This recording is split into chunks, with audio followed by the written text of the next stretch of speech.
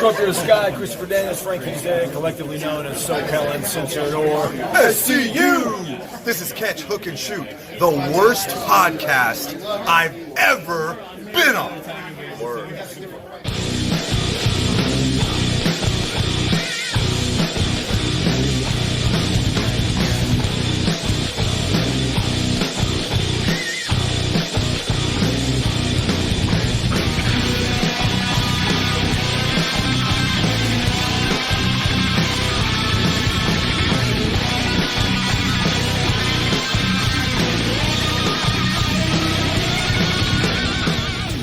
What's going on, everybody? Welcome to Catch, Hook, and Shoot for Sunday, June 14th, 2020. It is the day of WWE Backlash, and I'll be getting into the full preview and predictions for that a little bit later on in the show. First and foremost, like always, I want to thank everybody for watching, listening, and subscribing on YouTube, Podbean, Spotify, or wherever you get your podcast from. Make sure you're following on social media on all platforms. It's at Catch, Hook, Shoot. Head over to ProWrestlingTees.com/CatchHookShoot for all your t-shirt needs. And if you ever want to shoot me an email, it's CatchHookShoot@gmail.com. There is still the Patreon page, which is patreon.com/CatchHookShoot, but I am making some changes to that, so those will be coming hopefully within the next month. Going to be revamping the content and the rewards for each tier, so keep an eye on that. Gonna have some pretty cool stuff coming down the line for the show. Got some collaborations in the works and things like that, so make sure you stay tuned for all the new and exciting things going on with Catch, Hook, and Shoot. So let's kick everything off this week like we always do with what I think is basically my favorite match of the week, and of course that is the match of the week.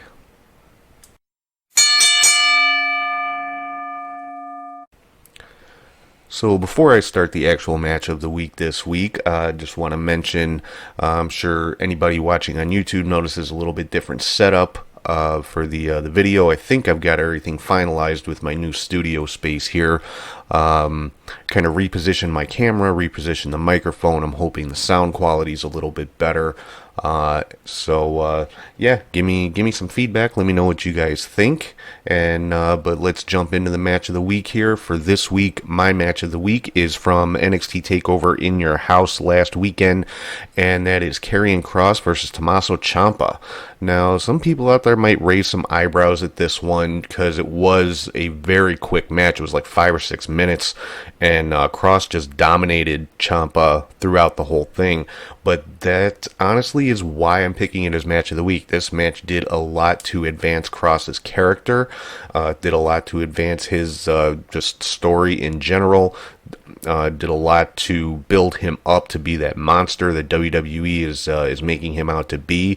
And, Tommaso Ciampa did his part as well. I mean, Tommaso Ciampa's been top guy in NXT, seems like forever. And, he put Kross over. He made Kross look great, made him look like that unstoppable monster that he's being built up to be. So, this match hit all the important points that it was trying to hit. And, I'm a big fan of Karrion Kross, Killer Kross, whatever you want to call him. And, I think I can't wait to see, where he's going to go in NXT. So yeah, match of the week this week. If you're only going to check out one match, make it Karrion Kross versus Tommaso Ciampa. And if it is the only match that you're going to check out this week, well, it's only going to take you 5 or 6 minutes. So definitely give it a look. So, moving right along into the next segment of the show, it is my top 3 highlights of the week, and it is called the 3 Count. Alright, so first up on the 3 Count this week, this past Monday, we saw the return of the Peep Show with Christian, and of course his guest on the Peep Show was Edge. And people who are used to seeing kind of the funny banter back and forth, joking around between Edge and Christian, that's not what we saw. It was really kind of a wake-up call from Christian to Edge, to make sure he's taking this match he's got coming up with Randy Orton seriously. And I thought it was a really cool segment. It was good to see Christian back on Raw. I'd love to see Christian back, more in the mix of stuff, but obviously, he said many times that's just not possible. He's retired, and that's that, which, you got to respect that, but it's not, not going to stop a lot of fans from wishing he could get back in the ring at least one more time. But yeah, the Peep Show Monday night, I thought it was pretty cool. It was definitely a departure from the Christian and Edge that we see on the WWE Network, on the Edge and Christian show that totally reeks of awesomeness. It's definitely a departure from the ENC Pod of Awesomeness, their podcast, and it was a really cool segment. I really liked it. Number 2 on the 3 count from AEW Dynamite this past week is Colt Cabana joining the Dark Order. Colt Cabana suffered another loss this week on Dynamite, and after the match, the Dark Order and Brody Lee came out to the ring. Brody Lee helped Cabana to his feet, and then the Dark Order just left. Nothing really was said or anything like that. And later on in the show, we saw Colt Cabana at the Dark Order's locker room, knocking on the door and stepping inside. So, yeah, could Colt Cabana be joining up with the Dark Order in AEW? We'll have to keep an eye on that one. Number 3 on the 3 count comes from NXT this past Wednesday night. At the very end of the show, Adam Cole had defeated Dexter Lumis in a non-title match. And at the end of the match, we saw Scarlett make her way to the ring with an hourglass and, turn that hourglass over to start the sands running. And that's, obviously an indication of Karrion Kross and his catchphrase, tick-tock. So, basically the implication being that Adam Cole's time as NXT champion is running out. So it looks like they're thrusting Karrion Kross right into the championship picture. A lot of people online seem to have a problem with this. I personally like it. I like that they're putting him right into the main event scene, and he can definitely hold that spot. I mean, it's not like he's some green rookie just coming out of wrestling school. Kross has been around for a long time. He's phenomenal in the ring. His character is great. And I think him and Adam Cole could have just some crazy good matches. So I'm definitely looking forward to this one, seeing where it goes. So let's get into news and rumors for the week, starting off with Monday Night Raw. We've got a new number 1 contender for the United States Championship, and that is Andrade.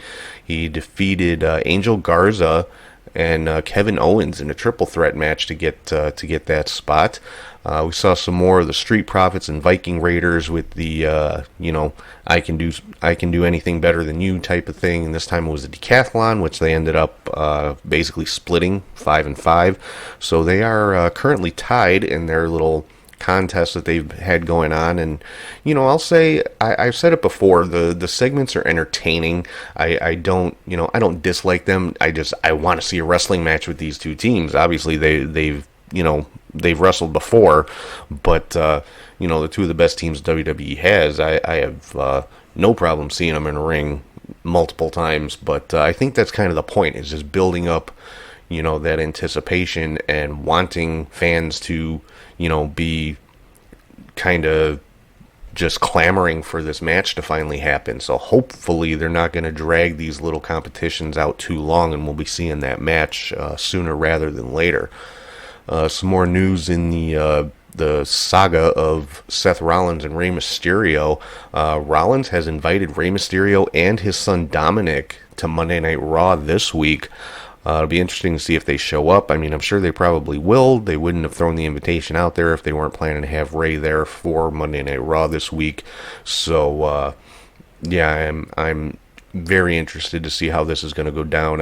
I did mention last week, could this be where we see Dominic turn on his father and kind of become one of Seth Rollins' disciples, and this, be the start of the Rey Mysterio versus Dominic storyline that's been rumored and hinted at for quite a while.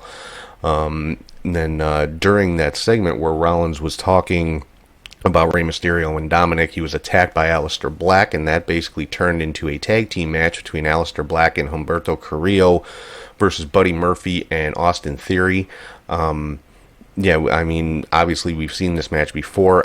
I'm honestly not sure how Aleister Black and Humberto Carrillo fit into this whole storyline, really, other than, it's just a way to keep them involved and keep them on TV and keep them as part of one of the major storylines that's going on. Because there's really no connection with Carrillo and Black and Mysterio. But other than they refer to Rey Mysterio as a mentor of Aleister Black and obviously a mentor of Humberto Carrillo. We've seen the two of them work together against Andrade in the past, but it just seems like an odd pairing, I guess.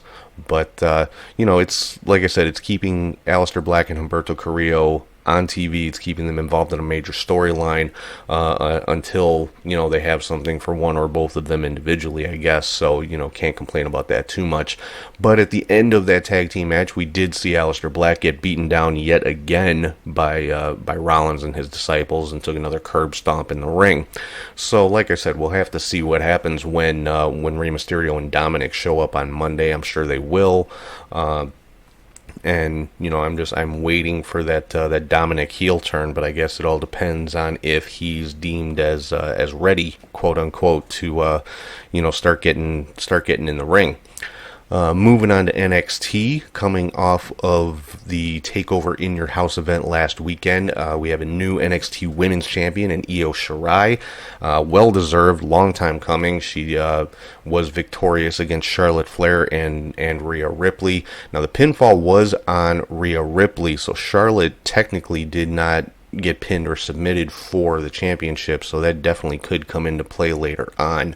There wasn't anything mentioned about it this past week, but I'm sure somewhere down the line, Triple H actually hinted at it in an interview he did earlier in the week that 3-4 months down the line, people are going to understand why things played out the way they did. So hopefully that turns out to be true. Also, I talked earlier about Adam Cole. He did retain the NXT Championship, so that means Velveteen Dream can never challenge for the NXT title again while Cole is the champion. So, of course, a lot of speculation coming off of that Velveteen Dream is going to be moving up to either Raw or SmackDown. Don't know if that's going to happen just yet. We'll have to wait and see. I mean, just because he can't challenge for the title while Cole is champion, there's no guarantee that Cole's not going to lose that title within the next month or so, and, Dream will be right back in the title picture. So we'll have to wait and see how that one plays out. Saw an interesting segment with Phantasma and Drake Maverick. Phantasma, of course, the new Cruiserweight champion, came out to the ring to do a promo. Maverick came out to congratulate him and basically challenge him to a rematch. It looked like Phantasma was going to accept, and we saw the two masked men come out that we've seen so often over the last few months that have been trying to, quote-unquote, kidnap Phantasma, and basically it was revealed that Phantasma is the one who's leading these masked men, and those masked men took the masks off and revealed themselves to be Joaquin Wilde and Raul Mendoza. Phantasma also removed his mask and revealed his name now in NXT is going to be Santos Escobar. So it looks like this is going to be, going forward. I would assume the rivalry with Drake Maverick is going to continue. Hopefully he gets some backup because, Phantasma, Joaquin Wilde, Raul Mendoza, that is a hell of a trio right there. So, I really hope Maverick gets himself some allies in this fight. We've also got some new number one contenders for the tag team titles. Actually, that happened last week in Breezango. We found out they're going to get their title match this coming week on NXT against Imperium for the NXT tag team titles. I wouldn't mind seeing Breezango as the NXT tag team champions. I don't think it's going to happen right now. I don't see Imperium losing the titles that quickly after winning them unless they're going to be traveling back to NXT UK. That's the only reason I could see them dropping the NXT titles that quickly, is if they're going to be leaving NXT sometime in the near future. We also had an interesting, some interesting comments from Finn Balor. He had a match against Yeah, Cameron Grimes. I kept wanting to call him Trevor Lee. Had a match against Cameron Grimes, was victorious, and at the end of the match, looked into the camera and basically challenged Keith Lee for the NXT North American title. Now, the last major storyline that Balor was involved in before the whole quarantine and everything was, he was supposed to be going after the NXT UK Championship and Walter. Well, obviously that hasn't been able to happen because of travel restrictions, but looks like now he's moving on to the North American Championship, so we could be seeing Finn Balor versus Keith Lee coming up in the very near future, and I am definitely here for that one. We also found out this coming week on NXT there's going to be a women's tag team championship match. Shotzi Blackheart and Tegan Nox are going to get a shot at the NXT the women's tag team championship against whoever the women's champions are after Backlash, and we'll get into that in a little bit here. Moving on to Smackdown. Yeah, kind of an uncomfortable segment to kick off SmackDown this week between Jeff Hardy and Sheamus. It was supposed to be a contract signing. Sheamus came out with a doctor and with security and basically said he wouldn't sign the contract until Jeff Hardy took a urine test, a drug test. And they had a little curtain set up and had, Hardy go back there and give his sample, and the doctor was, doing the test and everything. And it was like a ridiculously large container that was used for this test, and I'm pretty sure it was like apple juice or something like that was poured into it, but it was just the size of the container and the amount of liquid that was in it was just ridiculous is the only word that I can use. And of course, as you would expect, that container ended up getting thrown in Sheamus's face.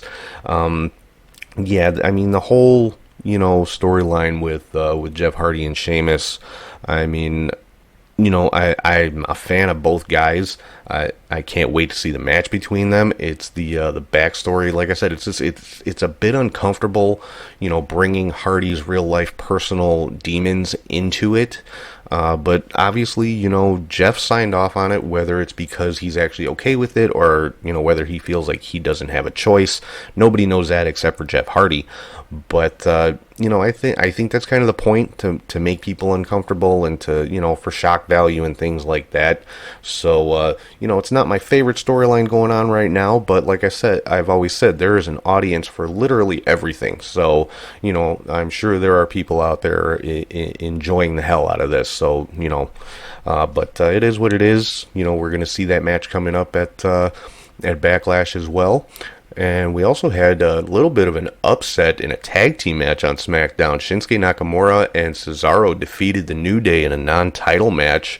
So it looks like, I'm sure stuff like that typically leads to a title match somewhere down the line. So Nakamura and Cesaro kind of moving up in the tag team ranks, which I'm okay with that. I prefer both of them as singles wrestlers. At one point, I would have said Nakamura was the best wrestler in WWE, especially with his rivalry with AJ Styles over the WWE Championship, and when he made his heel turn and things like that, and to see the position that he's in now, I don't know. I think Nakamura is one that should be at the main event level, and to think that the only reason that he's not is because of a language barrier is ridiculous. And the same thing goes for Cesaro. He is a main event level caliber talent, doesn't have the greatest mic skills in the world, but I don't know, both of these guys, in my opinion, deserve a better spot than what they're in at the moment. But, it is what it is. They're making the best of it. They're putting on great matches. And if they end up being tag team champions at the end of the day, then, hey, awesome. We've got a new Intercontinental Champion in AJ Styles, defeated Daniel Bryan in a 45 minute just classic match. This would have been match of the week had it not been Cross and Ciampa. It would have been Bryan and AJ Styles. This was just a phenomenal wrestling match between probably the two best wrestlers that WWE has right now. And so yeah, AJ Styles, new Intercontinental Champion, first time he's ever held that title, so congrats to him. Some miscellaneous WWE stuff. Tamina put out a video on social media this past week. Kind of interesting. I don't think it was a WWE sanctioned promo because it was taken down not too long after it was posted, but it was of her basically in a mental hospital. It showed the outside of a mental hospital at the beginning and then went to a room inside, and we saw Tamina sitting in the floor wearing a straitjacket, kind of just talking to herself and talking to, everybody and nobody, and it showed, a different side of Tamina. It showed her it showed some personality from her that we haven't seen before, because as long as Tamina has been around in WWE, and it's been a very long time, she hasn't been in any major long-term storylines with anybody. We haven't heard a lot of her on the microphone. We haven't seen a lot of her personality. She's just kind of been there. So this, really showed us a side of her that we haven't seen before. So I'm hoping we get to see more of it, because I thought it was a cool little promo video. So if they can make something out of that, use that to, make a character change with her, whatever it might be. I mean, I was pleasantly surprised with what I saw in that video. Getting back to some of the rumors about Adam Cole that have been flying around, there's been a rumor going around for a while that his contract is going to be ending in August, and there's a lot of speculation about him going to AEW. And now PWI has reported this week that Cole still has another 18 months left on his current contract. So if that is true, then obviously he's not going anywhere anytime soon, and he won't be dropping the NXT title, or at least not for that reason. But who knows? I mean, it's all rumor and speculation at this point. Either way, whether his contract ends in August or whether it ends in another year and a half, who really knows? The only ones that really know is Adam Cole and WWE. So, if he pops up in AEW in September, well, then his contract ended in August. That's about the best you can hope for in that situation, to find out exactly when his contract is ending. Also learned from WWE this past week that the Raw and Smackdown creative teams are being combined under Bruce Pritchard. Will now be basically the lead writer or the head creative guy, or whatever you want to call him, for both TV shows. And a lot of unhappiness about this decision, because basically it means Paul Heyman is out as executive director of Raw and will now be just an on-screen talent. And, there's a lot of, rumors flying around about wrestlers not being happy with this decision. Apparently Vince McMahon was not on board with some of Paul Heyman's creative choices. And, of course, there's speculation now, could Apollo Crews be dropping the U.S. title now, because that was a Paul Heyman decision that apparently Vince McMahon was not behind. We're gonna see some creative changes on Raw, and so we'll just have to see what comes of this. But yeah, Paul Heyman no longer executive director of Monday Night Raw. He is now an on-screen talent only, which means he's not going to be around, because the only on-screen time he gets is when Brock Lesnar is around, or when Brock Lesnar is about to come back. So. Yeah, we probably won't see Paul Heyman for a little while, until at least closer to SummerSlam, because that's the next time it's being speculated that Brock's going to be back. So let's get into the preview and predictions for WWE Backlash coming up later on tonight. First of all, we've got for the United States Championship, Apollo Crews taking on Andrade. Now, with the creative change on Raw, I have to think Andrade is probably going to win the championship back, and Apollo Crews is going to be pushed back down the card to, the enhancement talent status that he was kind of in before, which is sad, because Crews is a damn good in-ring performer, and, he's definitely earned this opportunity as a champion. So as much as I hope Apollo Crews retains the U.S. title, I have to pick Andrade strictly because of the behind-the-scenes changes that have been made. Then we've got a triple threat tag team match for the WWE Women's Tag Team Championship. We've got Bayley and Sasha defending against Alexa Bliss and Nikki Cross and the Iconics. Now, of course, it's been talked about for quite a while that Bayley and Sasha are going to be splitting at some point. So, and that match between the two of them is finally going to happen at SummerSlam. So if that's the case, I think now would be a good time to start building towards that rather than just dropping little hints like they've been doing the last several weeks. I think it may be time to pull the trigger and actually have one of them turn on the other. So, and the best way to do that is for somebody to make a mistake and end up losing the championship. So, for this one, for the Women's Tag Team Championships, I'm actually going to pick the Iconics. They've been gone for a while, and they've been, put in a pretty high-profile spot since they came back a couple of weeks ago. So I'm picking the Iconics as the new Women's Tag Team Champions. Then we've got that match between Jeff Hardy and Sheamus. Should be a fantastic match. Both of these guys are just honestly, they're two of my favorites in WWE, and so I got to pick Jeff Hardy in this one. I don't know how much longer they're going to draw this out. I mean, this is really the first actual match of this rivalry, so if they carry this over to SummerSlam, then Sheamus would probably be the winner in this one, but yeah, my first instinct for this is, I'm picking Jeff Hardy as the winner in this one. Then for the Raw Women's Championship, we've got Asuka taking on Nia Jax. This rivalry has been going on for a few weeks now. I'm picking Asuka to retain in this one. I think they're going to leave that title on Asuka for a little while. Then we've got kind of a weird match here, a handicap match for the Universal Championship. The Miz and John Morrison taking on Braun Strowman. Now, how this works, if the Miz and Morrison win, I don't know. Do they share the title, kind of like Michelle McCool and Layla did back in the day with the women's title? Are they going to cut it in half and each one gets half of the belt? I don't know, but I really don't think it matters because I'm picking Braun Strowman to retain in this one.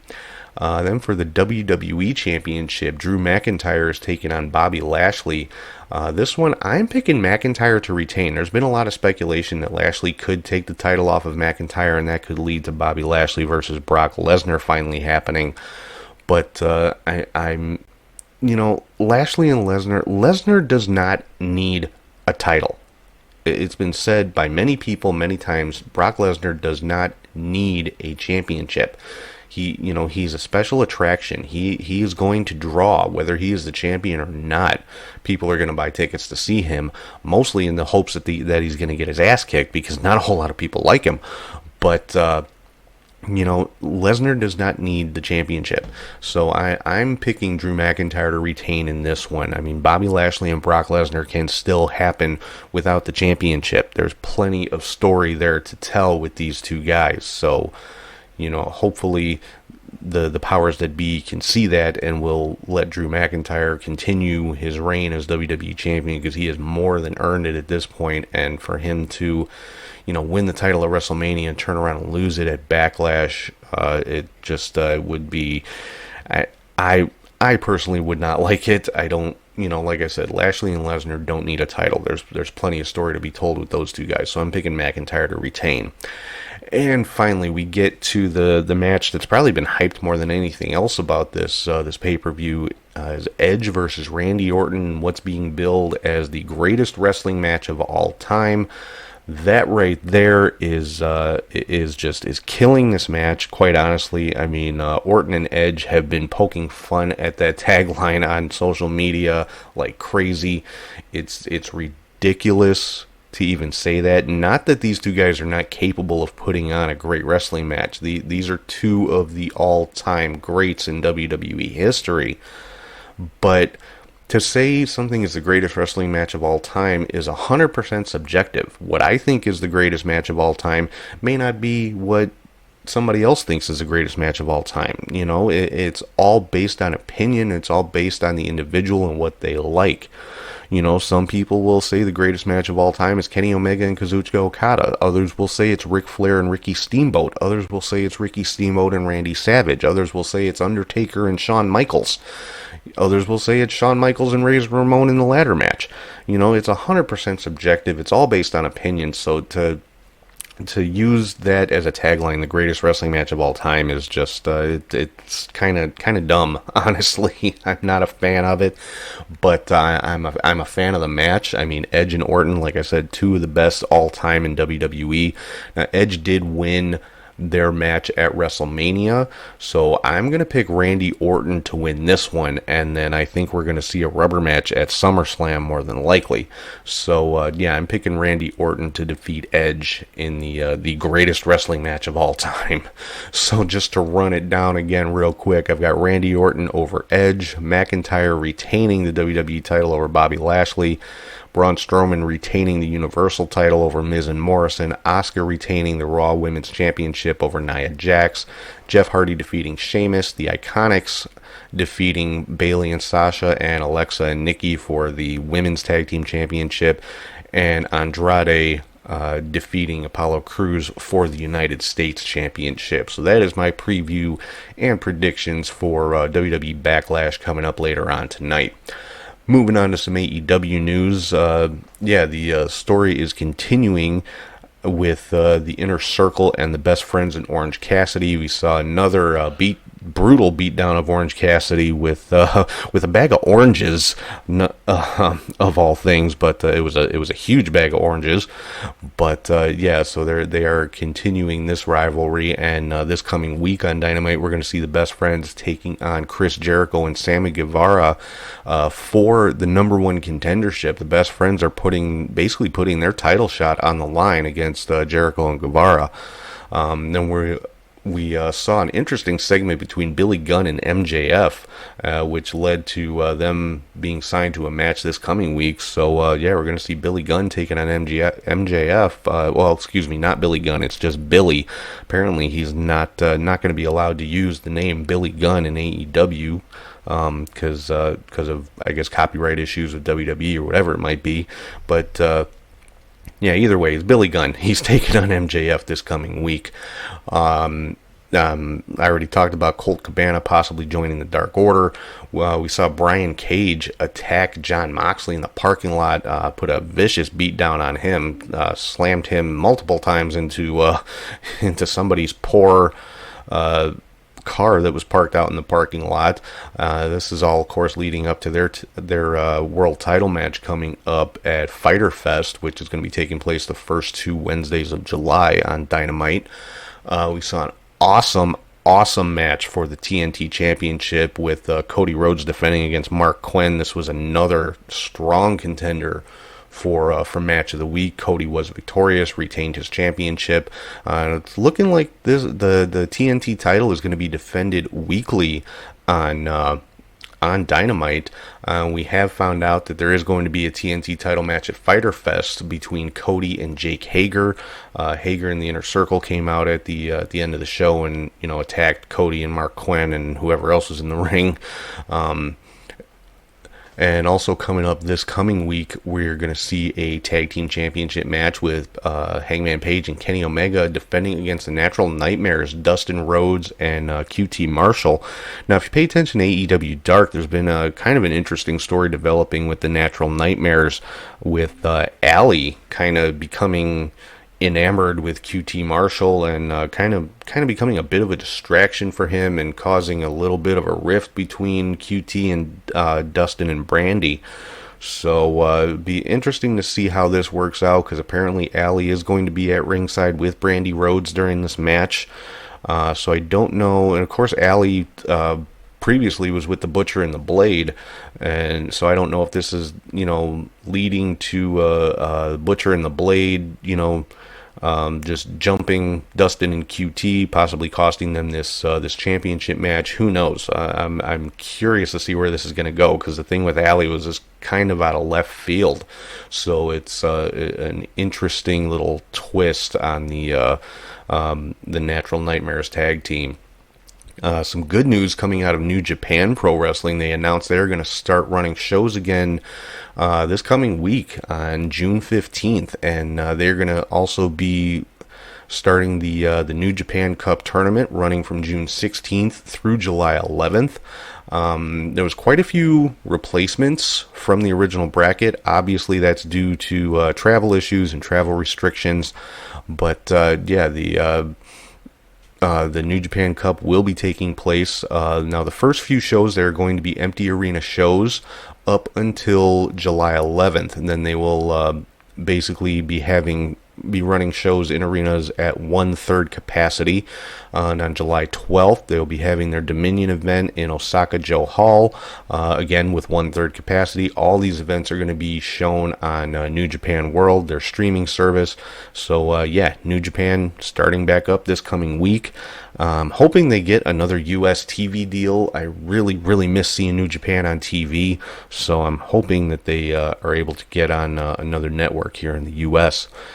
Some Impact news for this week. Kind of a little bit of a curveball thrown by Impact. Of course, Ace Austin had won the tournament to be the number one contender for the World Championship, but it was announced by Scott D'Amore on Impact this week that the world title is going to be defended at Slammiversary in a 5-way match. It's going to be Ace Austin, along with Michael Elgin, Eddie Edwards, and Trey Miguel, all taking on Tessa Blanchard for the World Championship. So it kind of defeats the purpose of the tournament. But it is what it is. I mean, those are 5 amazing talents in the ring, so that should be a great match. It's going to be it's going to be interesting to try to keep up with that one.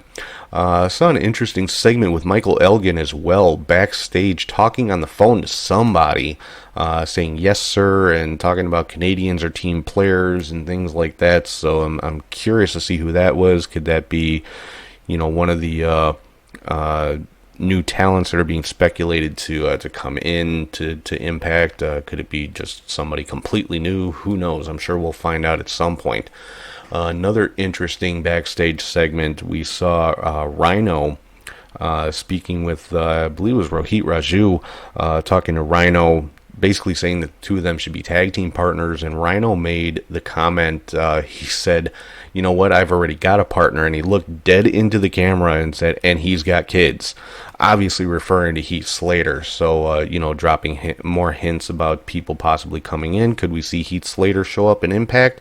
Hey, I would have no problem with that at all. We also saw Deonna Purrazzo make an appearance on Impact, attacking Jordynne Grace after her title defense against Taya Valkyrie. And basically, got Jordynne in an armbar and had Jordynne about ready to tap out. So Deonna Purrazzo getting thrust right into the Knockouts Championship picture. So look for Jordynne Grace versus Deonna Purrazzo coming up sometime soon in Impact. That should be a fantastic match as well. A little bit of news from MLW. They basically announced this week that they have re-signed Selena De La Renta, which is awesome. She is a huge part of MLW Fusion as a manager and executive producer, and does a lot of work for MLW, definitely good for MLW that she has re-signed with them. And it was also announced that MLW will now be on the DAZN app, which is typically known for boxing, is pretty much their claim to fame. But MLW now is going to be running on there as well. So that's going to do it for news and rumors for this week. So right now I'm going to throw it over to Charlie G with your indie cut.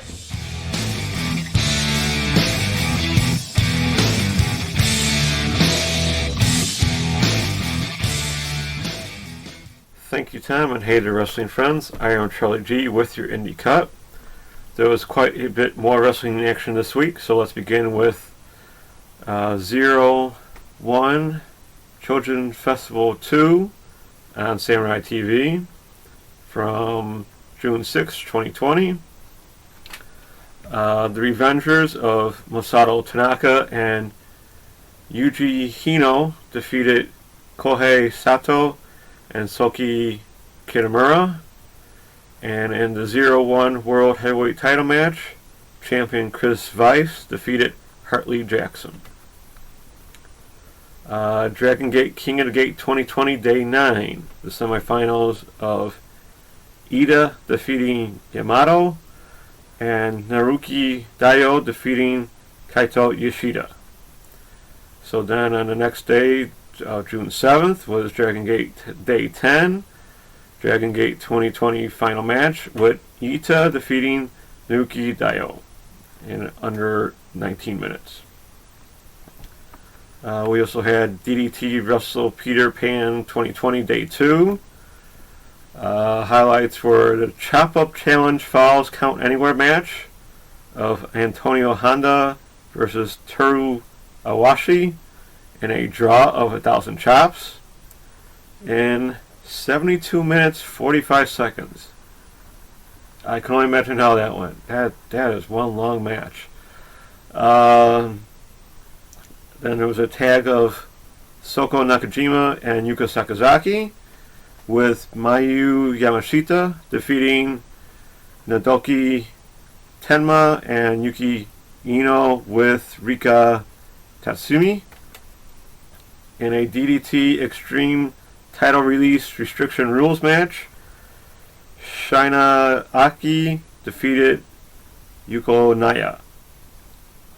And in a tag match of Saki Akai and Yuki Sakaguchi defeated Chris Brooks and Maki Ito. So that was a mixed tag challenge right there.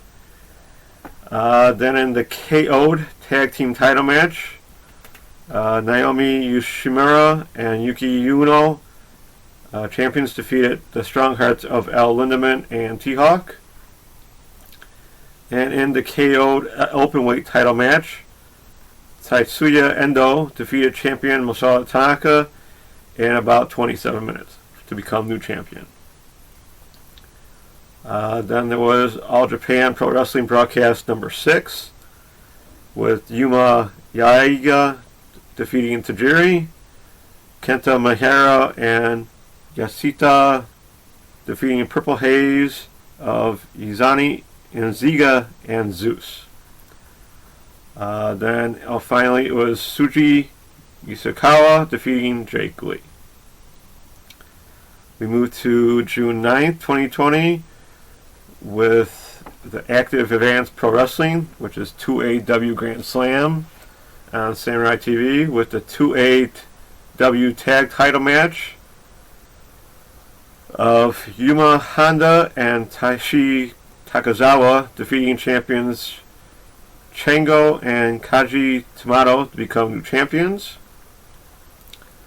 Then on the 10th of June, there was Ice Ribbons Peace Party number 45. Pro Wrestling Freedom's New Generation is Here 2020. And Noah in the Spotlight Day 1 with Kaz Hayashi, Kendo Kaishin, and Nasawa Rengi defeating Yasushi Kojage, Hazumi Alhara, and Saiki Yasukawa. Sorry for those pronouncements. And then Hayata Kotaro Suzuki, Yoshinara Ogawa defeating Daisuke Harada, Tatsuki, and Yohei. One of my favorites. On June 11th, there was Noah in the Spotlight Day 2.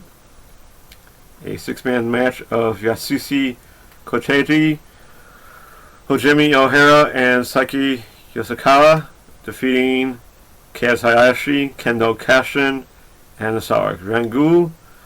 And in an 8-man match, it was Daisuke Harada, Kaito Kimura, Tedeschi, and Yohei defeating Katara Suzuki, Yasunara Ogawa,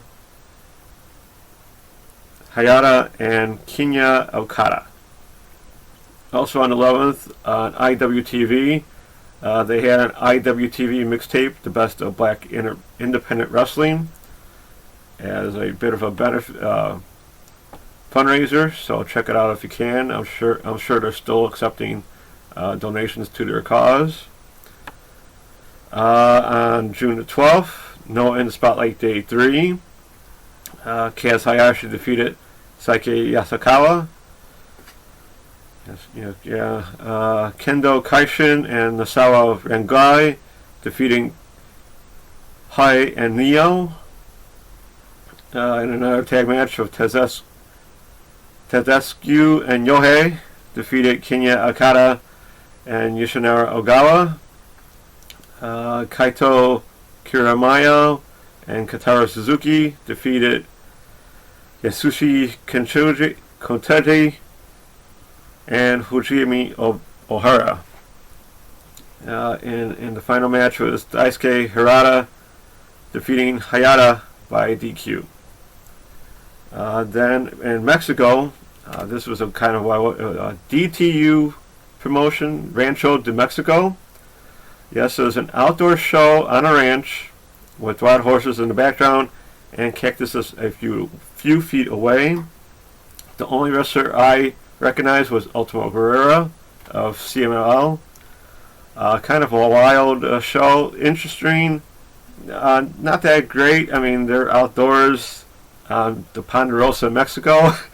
There was a four-way hardcore match, barnyard style, barbed wire, sheep, tractors, you name it, they pretty much had it. Check out, I think, Lucha Plus on YouTube or some sort for highlights. I'm sure it'll be up soon. It was an interesting show, outdoors, no locker room, so they were just walking into the field, past the mountain ranges. It was very interesting, and but still cool to see. Then finally on the 13th of June, new Ice Ribbon number 1046, Yokohama Ribbon 2020, with 100 people in attendance. So they are starting, some Japan shows are starting to have people attend. The main match was the CE times Infinity title match with champion Maya Ikahai defeating Suzy Suzuki. In DDT TV show number 6, no crowd yet for them. In a DDT Iron Man Heavy Metal title match, Antonia Honda defeated champion Daisuke Dino to become new champion, only for seconds later to have Daisuke Dino defeat Honda to become champion once again. Then in the Right to Challenge Anytime, Anywhere contract match, Yuki Uno defeated Maya. And then he cashed in soon after against Tatsuya Endo after a tag match of his own for the KO'd Openweight title match, where Endo defeated Yuki Uno in about 17 minutes. Then my favorites, Tokiyoshi Pro, Koko ni Aruzi, actually with 82 people in attendance, so they are starting to put some people in the seats.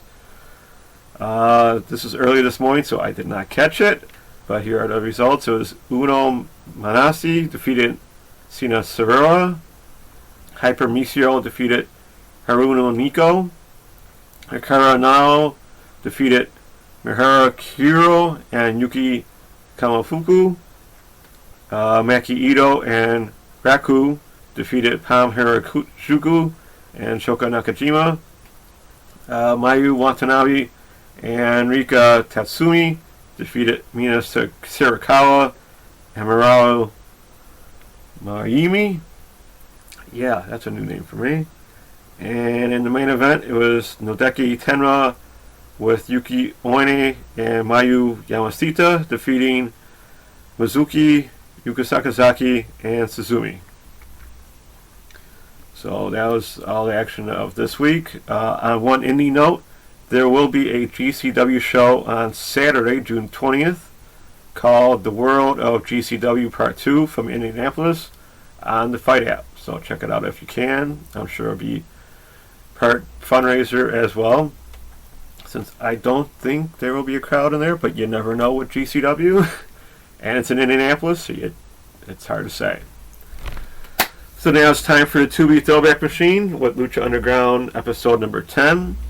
Yeah, I'm just doing one episode at a time now. It just seems a lot easier for me. It's called Law of the Jungle, January 14th, 2015. We start the show with Dario Cueto talking to Phoenix about how he has impressed him since arriving to the temple. He sees big things at Lucha Underground, wanting him to destroy Prince Puma in a match tonight for the Lucha Underground Championship. And of course, the mystery woman overhears the conversation in his office. First match of the night was Brian Cage against Aerostar, against Argenis, against Angelico in a 4-way elimination match. First, some background. It was Aerostar has been with AAA Wrestling since 2003 and has appeared in PWG, Shakira, and a few other promotions. Argenis started his career in 2006 for CMLL, but quickly went to AAA and still with them today. His brother is Sin Cara, or now called Christico, in CMLL. And Angelico started wrestling in 2007 for a bunch of different indie companies. In 2013, he was with AAA and PWG in 2015. WXW in 2016 and What Culture Pro Wrestling in 2017, and is now full-time for AEW. Then Brian Cage started wrestling in 2005 for a few indies, including FCW. Then more prominently at PWG in 2010, TNA in 2012, and AAA after his debut in Lucha Underground in 2015. Returned back to TNA Impact in 2018 and has been part of Warrior Wrestling shows and now part of AEW. So all four of them were part of AAA at this time and kind of PWG, so the California styles where they found most of these guys at the time. Actually, and this, when I saw this match for the first time, it was the first time I saw all four of these men, and I was impressed by all of them. Now, since all three of these wrestlers are smaller than Cage, they all group up on him to start things off and go at it Lucha Libre style with lots of flash and skill. Speaking of skill, once back in the ring, Cage caught Aerostar trying to do a top rope move in a suplex position and into a jackhammer. Very cool move. Please go back and watch that. Our first elimination is Argenis from Cage, landing a pump handle squash. That's what I'm calling it, squash. I don't know what else to call it. Then Aerostar went after Cage, only to eat a power bomb, a turnbuckle toss into Angelico, and a tornado clothesline, leaving Cage against Angelico, which didn't last long, as Cage landed yet another tornado clothesline in an impressive debut. After a break, we see Chavo Guerrero Jr. in the ring wanting to apologize to Blue Demon Jr., but really he is sorry for not ripping off Demon's mask and covering it with his own blood. The two go at it for a bit until Blue Demon gets a couple of chair shots on Chavo as he leaves the ring. So I'm sure more to come between these two. Second match is King Cuerno against Drago in a singles match. Both men used their quickness and moves early on, but it was short-lived as Cuerno wanted to use a table and chair on Drago, only for Drago to duck the chair and land a super kick, laying out Cuerno onto the table. Drago raced up the stairs to the top of Dario Cueto's office, and landing a huge splash on the Cuerno through the table, leaving both men to be counted out. Hard spot. Drago looked like he smashed his face against the floor, so they were both pretty laid out at the time. In the main event is Prince Puma, who's Underground Champion, against Phoenix. A hype video is shown of Phoenix before the main event starts, after a few commercial breaks. Yeah, they dragged that out back then. The match begins with a show of respect with a handshake. Early on, no one can get an advantage as they both land moves in and out of the ring. Really, the whole match was back and forth with these two. It's easy to see why, with their strength, skill, and heart. At the end of the match, Phoenix tried to win with a walking top rope hurricanrana, only to be sidekicked by Puma, who quickly goes to the top rope and lands his 630 senton for the win. After the match, out came Cage sliding into the ring, attacking the champion Puma, landing a couple easy power bombs, and stood over Puma as the show ends. Pretty decent show. Like I said, all these guys really steal the show. It's hard to pick this one good match. This is when I thought the new year is going to be really good for Lucha Underground, and I'm sure I'm not disappointed at all. We'll find out as we go along. So that's a wrap for me. Until next time, with any news or shows, don't forget to look up those Twitch streams or YouTube channels for other wrestling content and charity donations. Thank you for watching or listening. Hope you enjoyed the cut. Stay safe, take care everyone, and be kind. Back to you, Tom. All right, that is the Indie Cut with Charlie G. Thank you as always for all your contributions to the show, Charlie. So let's roll right along into the next segment of the show, which is the newest segment of the show, replacing the Troll of the Week. This is the brand new, more upbeat, more positive, more happy segment, and that is, of course, the Fan of the Week.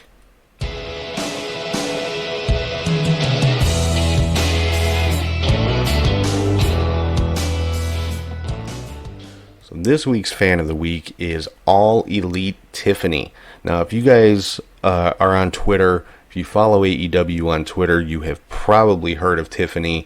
She is the number one fan of AEW, the number one fan of the Nightmare family. She is actually an honorary member of the Nightmare family, has been brought into the ring by Cody Rhodes at an AEW taping in her hometown in Kansas City, and she is just an all-around awesome presence online.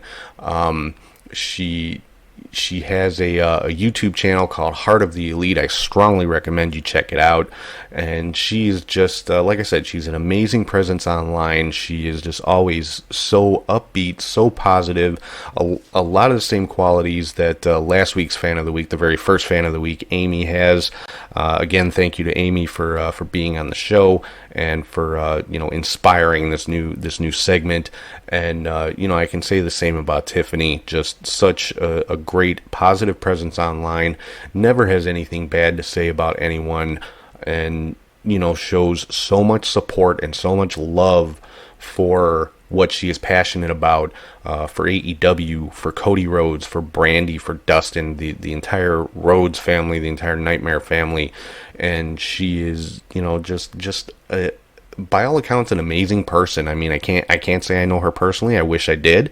I hope hopefully I'll get to meet her one day at an event or something like that. But yeah, so if you're not following Tiffany yet, definitely look her up, give her a follow. She's a great follow online. It's at All Elite Tiffany on Twitter. Just can't say enough good things about all of the great content that I see coming from her, all of the positivity, the great posts of support for AEW, for wrestling in general. And you can tell when somebody loves something that much, when they're passionate about it, it shows through even in text form on something like Twitter. You can just tell that the passion is there and that the love for it is there, and that's what Tiffany is all about. And like I said, if you are looking for more positive content on Twitter, more positive people to follow, this is somebody you need to be following. So once again, on Twitter, that's at All Elite Tiffany. It's Heart of the Elite on YouTube. Check out her channel as well. And yeah, so that is this week's Fan of the Week. It is All Elite Tiffany. So rolling into the next segment of the show, this is where I get to have a little fun and play promoter a little bit, and I am talking about the Fantasy Booker.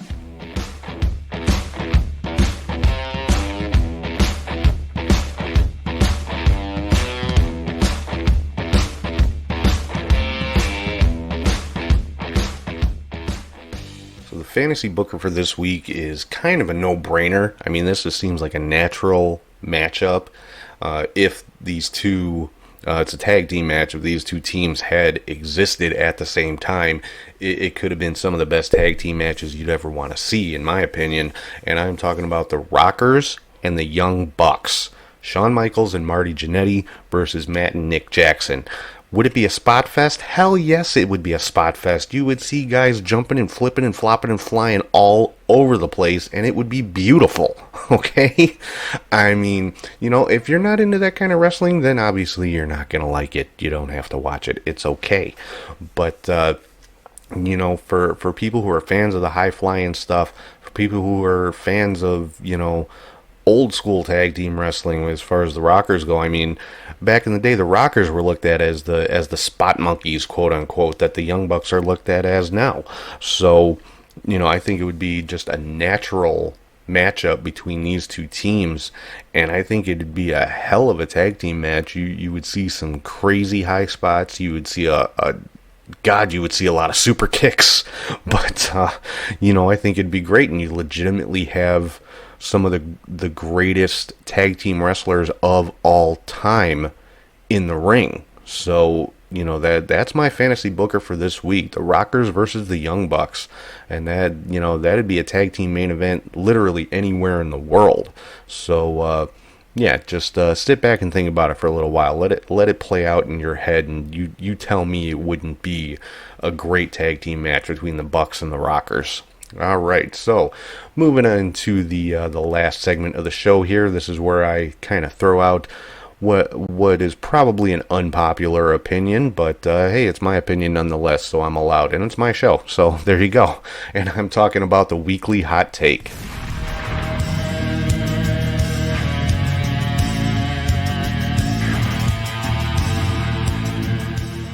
My hot take for this week: bring up Marina Shafir and Jessamyn Duke. Now, these two they basically have not done anything since Shayna Baszler was brought up to Raw to challenge Becky Lynch.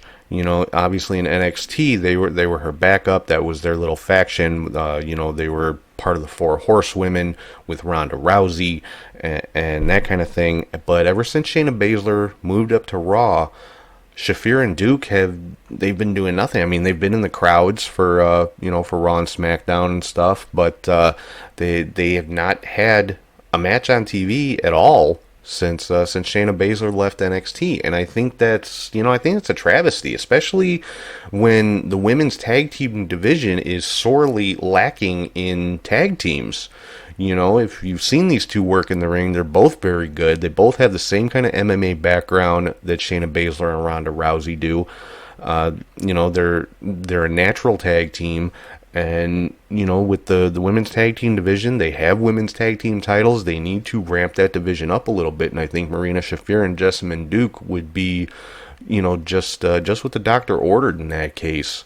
Like I said, coming up this week on NXT, you've got yet another makeshift tag team, which I don't have a problem with Shotzi Blackheart or Tegan Nox. I think they're both amazing wrestlers, but it's another case of a cut and paste kind of tag team.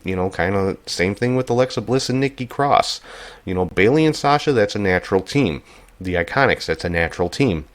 But the women's division in WWE is lacking in women's tag teams. So, this is one way that I see to kind of remedy that is, get Marina Shafir and Jessamyn Duke involved somewhere in a storyline for the tag team titles, or in the women's tag team division at the very least. I'm not saying throw them directly into a title match, but, get them in the mix a little bit. Maybe, who knows? It would be awesome to see the two of them kind of do a run-in on that women's tag team match coming up this week. That would be the perfect opening to kind of reintroduce them to the NXT audience, the WWE audience, and get them into the mix in the women's tag team division. So that's my hot take for the week, is bring up Marina Shafir and Jessamyn Duke, get them in the ring, get them in the women's tag team division, get them involved, get other